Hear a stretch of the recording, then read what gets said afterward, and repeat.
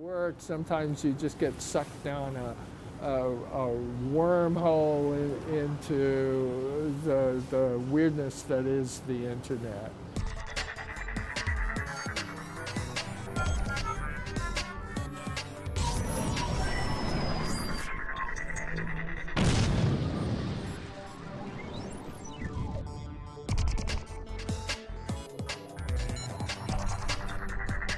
Welcome to episode 226 of commandN. I'm Amber. We are here near the airport in Toronto because I am leaving in about 5 minutes for Saskatoon. We have a great show for you today, including an interview with William Gibson, one of our favorite sci-fi writers of all time. So let's get started and talk about the tech headlines of the week. Our headlines this week are sponsored by our friends over at GoDaddy.com. If you're looking for a great deal on domain names or hosting services, all you have to do is visit us online at commandN.tv/GoDaddy. We have amazing deals there, including one where you can get $5 off an order of $30 or more. All you have to do is enter the promo code COM530, that's COMM 530, and we thank you for your support. Dig executives just announced that they're laying off 37% of their staff. That's approximately 25 people. In a blog post, they updated their readers and fans and told them that they are trying to turn a profit and turn the company around and focus on changing some of their products up so they become more beneficial to the end users. Now, things aren't looking good for Dig these days. Matthew Ingram wrote a post recently about the future of Dig, wondering what will be happening to a company that just a few years ago was really on the forefront of social innovation. More people use online search engines, like Google, than any other media to find local information. Google has unveiled a new service that will inevitably compete with Facebook Places.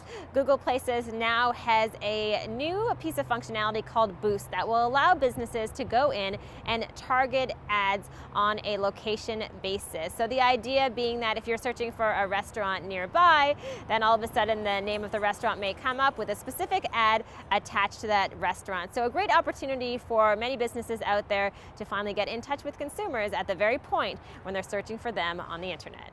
Take a cassette out of its case, and most people just see an empty box. But Sony saw something quite different. Sony just announced that they will no longer be producing the Sony Walkman. This device first originated in 1979. There have been more than 220 million of these gadgets sold around the world.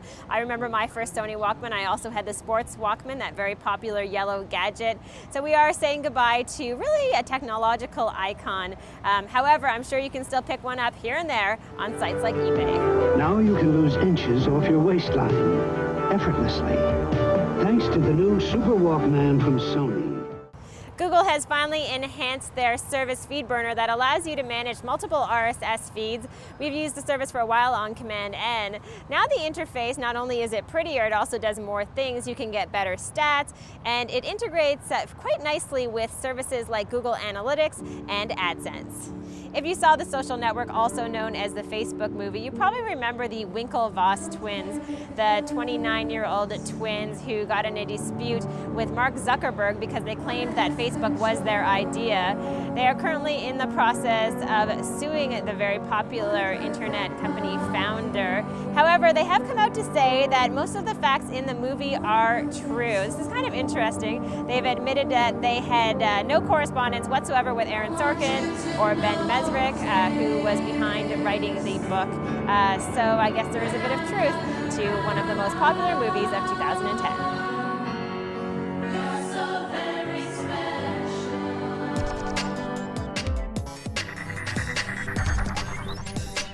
Hi, I'm Jeff MacArthur, and on this week's Hot Stuff segment, I'm going to talk about Paperly.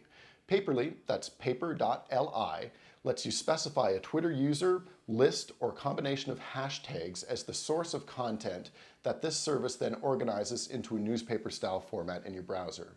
It does this by identifying all tweets in your source that contain URLs, and then it extracts the content found in those URLs to publish to your paper, including text, photos, and videos. It then analyzes the text for topic information and publishes the most relevant articles underneath those topic headings on your front page. It also shows the Twitter account that posted the link, including their original tweet, which you can see on a rollover. Note that Paper.li does insert advertising into this content as well, but hey, it's free. What can you do? You can also customize the paper's update frequency to be morning and evening, daily, weekly, or monthly, allowing you to publish on your own schedule. Readers can also access archives of previous editions of your paper, and there's a promote it function that automatically tweets out to your followers when a new paper is published, which is a very cool thing, and we've got that on our commandN account as well.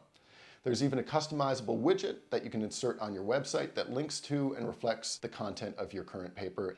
Somewhat reminiscent of Flipbook for iPad, Paper.li is a simple and interesting way to keep up to date on some Twitter talk in a traditional newspaper interface, which may be more appealing to you than just looking through your Twitter client. Find out more at www.paper.li. That's all for this week. I'm Jeff MacArthur. Enjoy.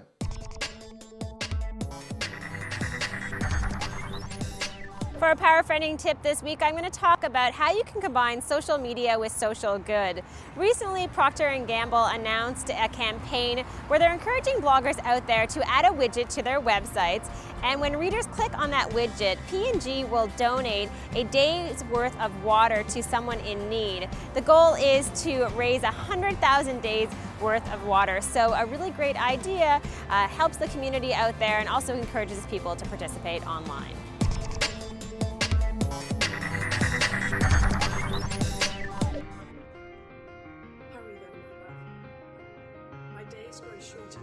Well, it's the new book Zero History is sort of a conclusion to the two previous books, although there's no solid narrative arc through the three, but you get to see what's happened in the meantime to some of the characters from both previous books, and they get mixed up in a huge mystery about impossibly cool blue jeans, military contracting, and somebody with a plot to own the entire world secretly. Now, within all these books, there's also an element where you're talking about marketing and digital marketing and the internet. What do you think it is about what's happening online, especially with the internet and viral videos, that kind of compels you to write about it? Well, I think it's the cutting edge of what we do as a society. I think that what we used to call cyberspace has moved out into the world at large, and that we're now in that all. In a sense, we're now in that all the time.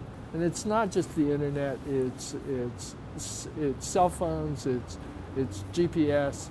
It's social networking. Everything is becoming post-geographical much more quickly than even I would have imagined it would. And I find it very exciting.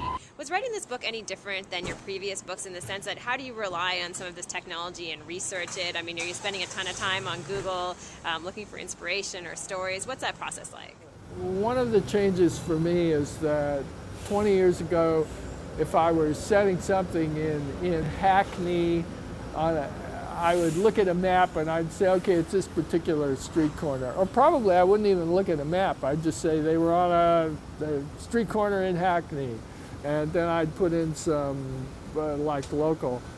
make up some local color from my own memories of Hackney. Now, if I do it, I can't resist going to Google Maps and figuring out exactly which street corner it is.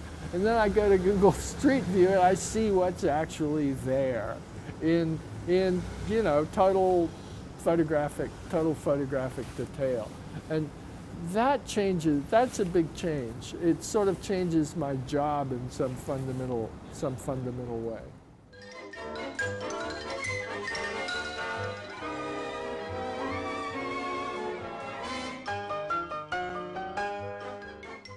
File name was Kill Switch. Kill Switch is about what happens when the man who didn't quite become Bill Gates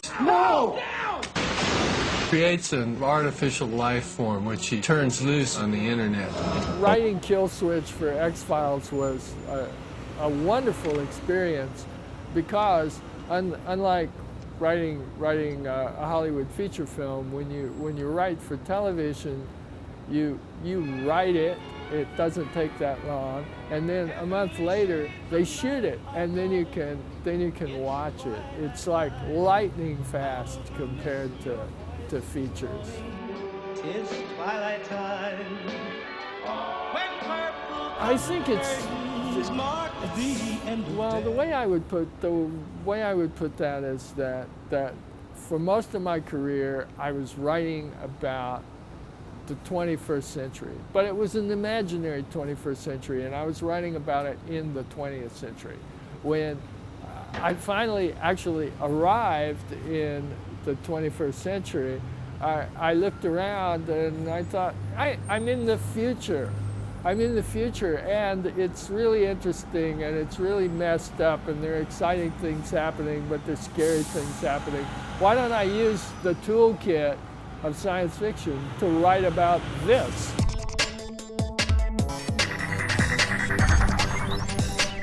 Years ago, I discovered a very cool download for the Mac called VLC that allows you to play multiple file formats. Well, they've just released a version for the iPhone and recent versions of the iPod Touch.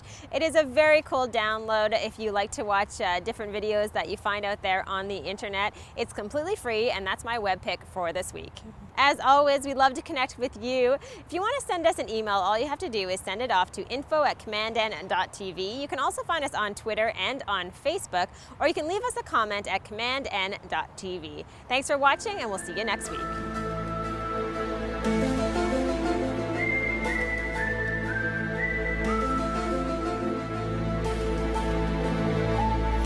As MP3 players replace the need for,